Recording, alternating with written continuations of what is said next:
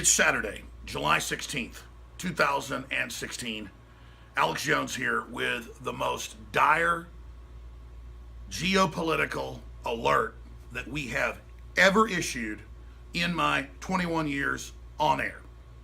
Interviewing top political scientists, Pentagon insiders, you name it. We have never issued an alert this serious. Now, several times over the years, we've come out and said this alert is the most serious as the ticking clock goes towards midnight or doomsday, Armageddon. But out of those alerts in the past on this road to global war, this is over the top the most dangerous time we have ever been. And the Pentagon agrees with me. Now, I'm going to lay out some of these facts right now and put some articles up on screen. But this is so serious. My one day off before I go to Cleveland to cover the RNC. My one day to say bye to my kids going on that dangerous mission that this republic demands I go on. I'm up here working because I understand if we don't avert what's unfolding, my children, your children don't have a future. Now, let's walk through a few of the things that have happened. Putin has come out in the last month twice. We've done reports on this and said they're preparing for nuclear war, and the West is moving weapons up against its border, and they may have to strike, and that the world is in incredible danger, and he can't believe Western media isn't reporting this, and begged for a global debate about it. A discourse, a dialogue.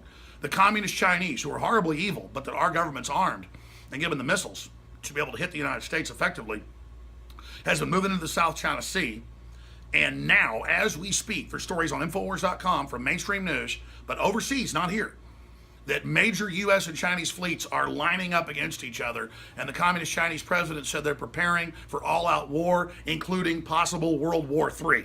This is coming out of the communist Chinese leadership's mouths. They've never talked like this, even during the Korean War. Unprecedented. Then, you've got the coup that supposedly failed in the last 24 hours in Turkey, the gateway to Europe, with all the jihadists flooding in. Erdogan is backed by the jihadists, and it looks like they've gotten back control. You've got that craziness going on. You've got all of these different governments going bankrupt and riots from Venezuela to Nigeria. You've got the Pentagon, the Ministry of Defense in England, and others saying the world is in the most dangerous position it's ever been. And then you got Obama coming out and saying the world's the safest it's ever been, and our economy's the best it's ever been. We have derivatives all over the world coming due. We have Deutsche Bank, much bigger than Lehman Brothers, going down in its stock, plunging. That crisis has already begun. Hundreds and hundreds and hundreds. I just got intense chills.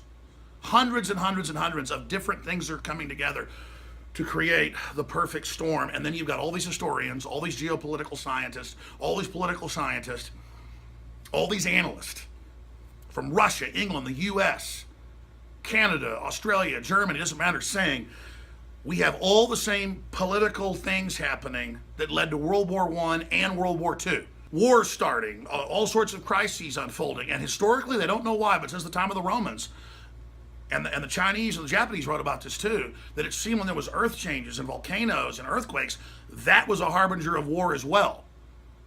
And guess what? Record levels earthquakes, record levels volcanoes ever recorded in modern history. For whatever reason. A lot of political scientists also tie it to not just the effects of what's happening inside our atmosphere, but what's happening in our solar system. They've correlated sunspots and things like that to economic collapse as well. We're entering that same cycle. That's Mr. Dent of Bain Capital, best-selling author, top guy at predicting things. He's got charts that bring all that in, and top corporations listen to him. I mean, there's just so much aligning that I don't think even governments quite understand. I don't completely know what's going on, but I can tell you one thing. We historically are in political and economic waters that are the most dangerous we've ever seen, because now we've got more than 50,000 nuclear weapons conservatively in operational use that are in working order right now, ready to be used. And we've got Western governments and the globalists, captained by George Soros and others, trying to exacerbate these crises and trying to add fuel to it and funding the Arab Spring and bringing 5 million jihadists into Europe and hundreds of thousands here conservatively, and then waging war on nationalists and people that try to put the brakes on all this and that try to stabilize our economies. They're trying to bankrupt us. They're bringing in people by the hundreds of thousands with TB every few months and other diseases and admitting they're not testing them and putting them in public schools with your kids. It's like the government is satanic or something. Russia is not pushing any of this stuff. China's pushing some, but it's all the people that run the United States and Europe are just basically like they're trying to destroy the planet. This is like a science fiction movie. I mean, these people are doing everything you do to bring the world into a world war. We have never been closer. The international groups that track all that, have the doomsday clock, say we've never been closer. And it's moving now towards midnight. We're past 2 minutes to midnight. And I tune into U.S. media, Western media. There's almost nothing about this. It's all fantasy footballs coming up. Everything's wonderful. You add that historically to the recipe, like we saw before World War I and World War II as well. The laissez-faire, everything's fine. I mean, it's like a Superman analogy where, the scientist is saying, look, the core is collapsing. We've got to evacuate. They're like, oh, shut up. Arrest him. It's biblical. Use whatever analogy you want, whatever allegory. I personally, in my gut, can feel it. Intellectually, I can see it. And it is surreal to not see more people involved, more people awake. We have, again, globalist movements to implode economies, world depression being set up, the third world collapsing due to globalist policies, opening the borders to bring them in, to bankrupt our economies and social welfare net, to bring in total tyranny. The most backward, Stone Age, barbarous groups are being brought in and then given political power.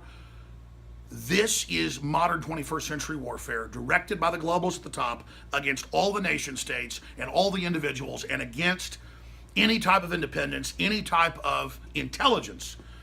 This is AI war. They admit they have computers making all of the major decisions. The stock markets are rigged. They admit the currencies are rigged. They now admit everything we told you decades ago. It's all rigged. And the rigged AI system the globalists are following, its algorithm is saying collapse everything and the globalists will end up in control of everything. What if the AI is completely sentient and is actually setting up a plan to bring us all completely down? It's not like Skynet raining nukes down. It's Skynet just incrementally shutting everything off.